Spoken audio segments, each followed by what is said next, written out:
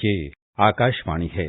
कार्यक्रम स्पॉटलाइट में प्रस्तुत है जम्मू कश्मीर एक नई सुबह श्रृंखला का 5वां भाग, नई सीमाएं नए अधिकार।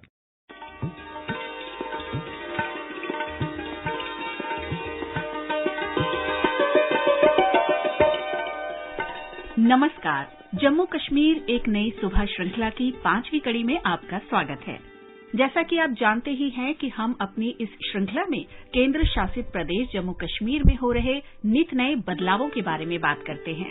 हम बात करते हैं विकास की, निवेश की, शिक्षा की, पर्यटन की, संस्कृति की, लोगों की और उनके सपनों की। आज की कड़ी में हम समझेंगे जम्मू कश्मीर में लोगों की सहभागिता से सुशासन को आगे बढ़ाने के लिए क्या किया जा रहा है और जो फैसले आज लिए गए हैं उनका आने वाले कल में क्या महत्व होगा। आज बात सीमाओं की, सीमाओं के नए स्वरूप की और उनमें हुए बदलावों की, यानी परिसीमन की। मैं हूं अरुण कुमार सिंह। मैं हूं नीलम मलकानिया और हमारी आज की कड़ी है नई सीमाएं नए अधिकार। भारत सरकार ने परिसीमन अधिनियम 2002 के प्रावधानों और शक्तियों का प्रयोग करते हुए केंद्र शासित प्रदेश जम्मू और कश्मीर में विधानसभा और संसदीय निर्वाचन क्षेत्र की सीमाओं में बदलाव और इनके फिर से अंकन के उद्देश्य से एक आयोग का गठन किया। इसे परिसीमन आयोग कहा गया।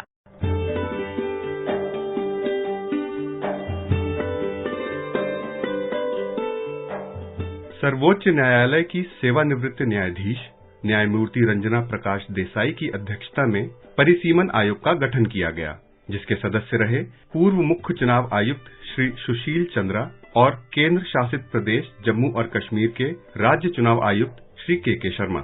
आयोग ने अपने इस महत्वपूर्ण काम के लिए केंद्र शासित प्रदेश जम्मू और कश्मीर से निर्वाचित हुए लोकसभा के 5 सदस्यों को भी अपने साथ शामिल किया। इन सहायक सदस्यों को लोकसभा के माननीय अध्यक्ष द्वारा नामित किया गया था।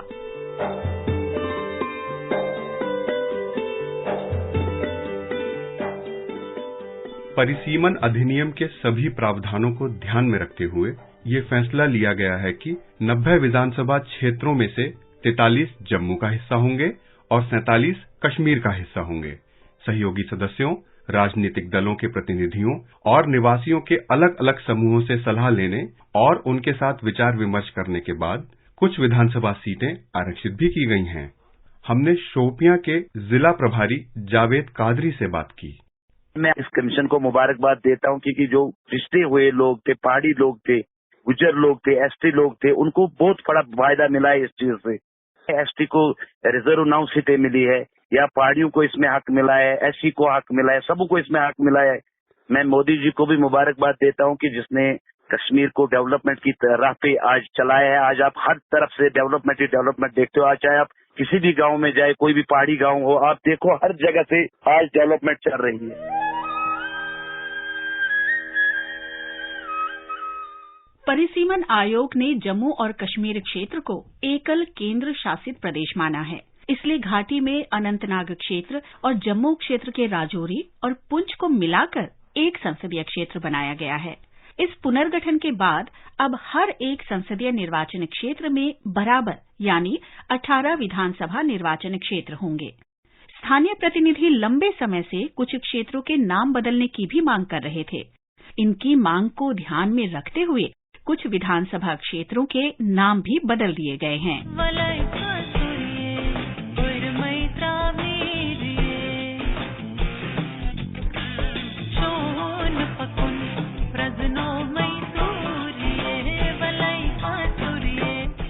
संविधान के प्रावधानों तथा जम्मू और कश्मीर पुनर्गठन अधिनियम 2019 की धारा 14 की उपधाराओं को ध्यान में रखा गया।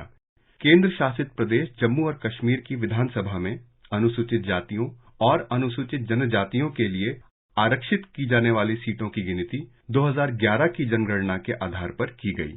पूर्ववर्ती राज्य जम्मू और कश्मीर में विधानसभा सीटों का आखिरी बार परिसीमन 1981 की जनगणना के आधार पर 1995 में किया गया था। तब से अब तक इन इलाकों में बहुत बदलाव आ चुका है। परिसीमन आयोग ने पहली बार अनुसूचित जातियों के लिए 7 विधानसभा क्षेत्र आरक्षित किए हैं। 9 विधानसभा क्षेत्र अनुसूचित जनजाति के लिए आरक्षित किए गए हैं। इनमें से 6 जम्मू क्षेत्र में और 3 विधानसभा क्षेत्र कश्मीर घाटी में होंगे। यहाँ ये याद रखना जरूरी है कि केंद्र शासित प्रदेश बनने से पहले जम्मू कश्मीर राज्य के संविधान के अनुसार विधानसभा में अनुसूचित जनजातियों के लिए सीटों के आरक्षण का कोई प्रावधान नहीं था। दक्षिण कश्मीर के कुलगाम निवासी ने इस बारे में अपने विचार हमसे कुछ इस तरह साझा किए। जो डिलिमिटेशन कमीशन का रिपोर्ट मंजराम पे आया है, ये खुशाइंद कदम है।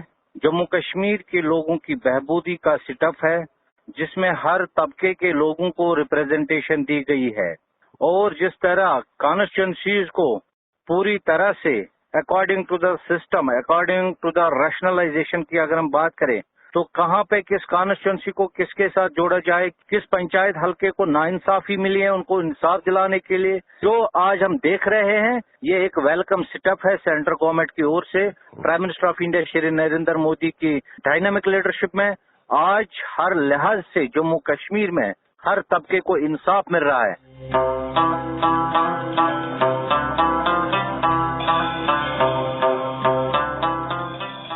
आयोग के सदस्यों ने जुलाई 2021 तक केंद्र शासित प्रदेश की यात्रा की और इस दौरान बहुत से तथ्यों को खुद देखा और समझा। कई इनपुट जमा किए गए। भौगोलिक विशेषताओं, संचार के साधनों, सार्वजनिक सुविधा, क्षेत्रों की निकटता जैसी बहुत सारी बातें भी ध्यान में रखी गईं। इन्हें ध्यान में रखते हुए आयोग ने सभी 20 जिलों को 3 व्यापक श्रेणियों में बांटा। मुख्य रूप से पहाड़ी और मुश्किल इलाकों वाले जिले ए श्रेणी में रखे गए, पहाड़ी और समतल क्षेत्रों वाले जिले बी श्रेणी में रखे गए और समतल क्षेत्रों वाले जिले सी श्रेणी में रखे गए। आयोग ने कुछ जिलों के लिए अलग से एक निर्वाचन क्षेत्र बनाने का भी प्रस्ताव किया है, ताकि बेहद दुर्गम परिस्थितियों वाले जिन इलाकों में अभी सार्वजनिक सुविधाओं की कमी है उनके लिए या अंतर्राष्ट्रीय सीमा वाले इलाकों के लिए भी प्रतिनिधित्व को संतुलित किया जा सके। आयोग ने ये भी ध्यान रखा है कि हर विधानसभा क्षेत्र पूरी तरह से एक जिले के ही अंतर्गत आए। जन सुनवाई के दौरान आयोग को कश्मीरी प्रवासियों और पाकिस्तान के कब्जे वाले जम्मू और कश्मीर POJK से विस्थापित व्यक्तियों के कई अभ्यावेदन प्राप्त हुए। कश्मीरी प्रवासियों के प्रतिनिधि मंडलों ने आयोग को बताया कि उन्हें उत्पीड़ित किया गया था। पिछले 3 दशकों से अपने ही देश में शरणार्थी के रूप में और निर्वासन में रहने के लिए मजबूर किया गया था।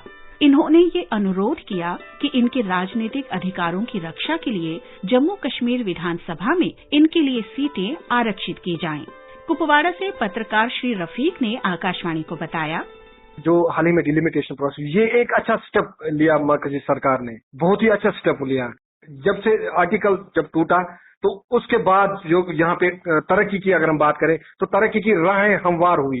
यहाँ पे बहुत कुछ डेवलपमेंट हुई। अगर हम कुपवाड़ा की बात करें तो कुपवाड़ा में लोगों को डिजिटल लाइफ का पता ही नहीं था कि डिजिटल का जमाना क्या है, वो भी मरकजी गवर्नमेंट ने हमें दे दिया और उसके साथ साथ बहुत सारी स्कीमें भी दे दी। डिलिमिटेशन प्रोसेस से लोग भी खुश हैं क्योंकि अब जो MLAs आ रहे थे, खासतौर पर अगर हम लोलाब की बात करें, श्रीनगर से ट्रैवल करके सीधा लोलाब जाते थे, लेकिन फार फ्लंग एरियाओं की बात करें वहां तक ये MLA खाली वोट मांगने के टाइम जाते थे। अब जब डिलिमिटेशन प्रोसेस शुरू हुई, अभी तक हाईमा में कुछ हुआ ही नहीं है। जब आने वाले असेंबली इलेक्शन में कुपवाड़ा से इलेक्शन होगा, जो हाईमा को कुपवाड़ा कॉन्स्टिट्यूएंसी के साथ जोड़ा है या फिर त्रिगाम को कुपवाड़ा के साथ जोड़ा है या फिर क्लारूस की बात करें, क्लारूस हमेशा उसके साथ जो है नाइंसाफी हो रही है। अब इस बार जो है लोगों की भी अब आश बन गई है कि लोग भी चाहते हैं कुछ नया होना चाहिए।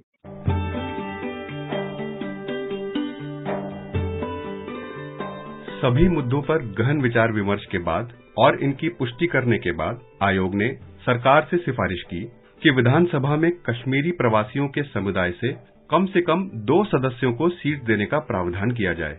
इन 2 में से एक महिला सदस्य होना जरूरी है।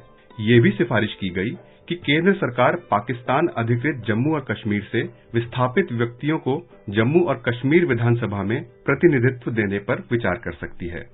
केंद्र शासित प्रदेश जम्मू और कश्मीर में विधानसभा और संसदीय क्षेत्रों का परिसीमन एक बहुत ही चुनौतीपूर्ण काम था। इसके लिए आयोग सदस्यों ने 2 बार केंद्र शासित प्रदेश जम्मू और कश्मीर का दौरा किया। पहली यात्रा के दौरान श्रीनगर, पहलगाम, किश्तवाड़ और जम्मू में लगभग 242 प्रतिनिधि मंडलों के साथ बातचीत की गई। दूसरी बार जम्मू और श्रीनगर में अप्रैल 2022 में सार्वजनिक बैठकें की गईं। इन बैठकों में लगभग 1600 लोगों ने भाग लिया। इन बैठकों में जनप्रतिनिधियों, राजनीतिक नेताओं और अन्य हितधारकों ने अपने अपने विचार सामने रखे। किसी भी तरह की आपत्ति और सुझाव को विशेष रूप से सुना गया। हितधारकों ने जो आवेदन पत्र या सिफारिशें दी, उन्हें आयोग ने सारणीबद्ध करवाया।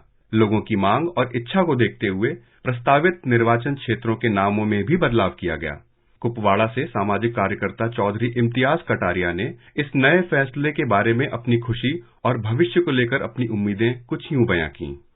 हाल ही में जो जम्मू कश्मीर में डिलिमिटेशन प्रोसेस अमल में लाया गया था, जिसको पूरा किया गया है, हदबंदी इसकी मुकम्मल हुई है और तब से हमारे खासकर कुपवाड़ा की बात करें, पूरी जम्मू कश्मीर यूटी में बहुत अच्छे सीटें बढ़ी हैं। जम्मू में भी हमारी सीटें बढ़ी हैं और कश्मीर घाटी में अगर कोई सीट बढ़ी है वो कुपवाड़ा त्रेहगाम में एक नई कॉन्स्टिट्यूंसी बनी है। खासकर जो कुपवाड़ा के लोग हैं ये इससे काफी खुश हैं, क्योंकि जब से धारा 370-35 का खात्मा हुआ है तो जम्मू कश्मीर में डेवलपमेंटल जो प्रोसेस है ये मुझे लगता है कई हद तक ज्यादा चल रहा है।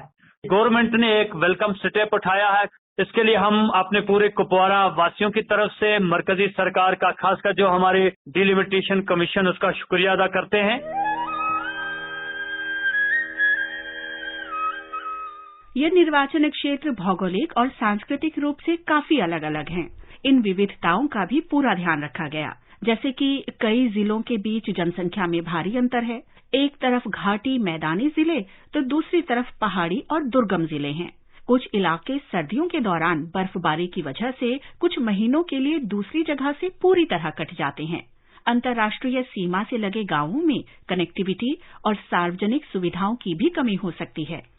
लेकिन फिर भी हर मुश्किल का सामना करते हुए उपयुक्त निर्वाचन क्षेत्र तैयार करके एक निष्पक्ष और मजबूत संवैधानिक ढांचा तैयार करने की कोशिश की जा रही है, ताकि विविध परिस्थितियों में रहने वाले मतदाता समान रूप से और सुविधाजनक तरीके से अपने मताधिकार का प्रयोग कर सकें। गहन विचार विमर्श और कई बैठकों के बाद आयोग ने परिसीमन आदेश को अंतिम रूप प्रदान किया और राजपत्र अधिसूचना भी प्रकाशित की गई। सभी बदलावों को शामिल करने के बाद अंतिम आदेश भारत सरकार के साथ साथ केंद्र शासित प्रदेश जम्मू और कश्मीर के आधिकारिक राजपत्र में प्रकाशित किया गया है। अंतिम आदेश प्रिंट और इलेक्ट्रॉनिक मीडिया में भी प्रकाशित किया जाता है। केंद्र शासित प्रदेश जम्मू कश्मीर में आयोग ने संसदीय और विधानसभा क्षेत्रों की जो नई सीमाएं बनाई हैं, उन्होंने निवासियों को नए अधिकार भी दिए हैं। उम्मीद है कि जल्द ही हर निवासी अपने मतों का प्रयोग कर लोकतंत्र को और मजबूत करेगा और अपनी पसंद के प्रत्याशी चुनकर अपनी आवाज बुलंद करेगा। जम्मू कश्मीर एक नई सुबह श्रृंखला की आज की कड़ी में इतना ही। अगली कड़ी में हम फिर हाजिर होंगे। नमस्कार।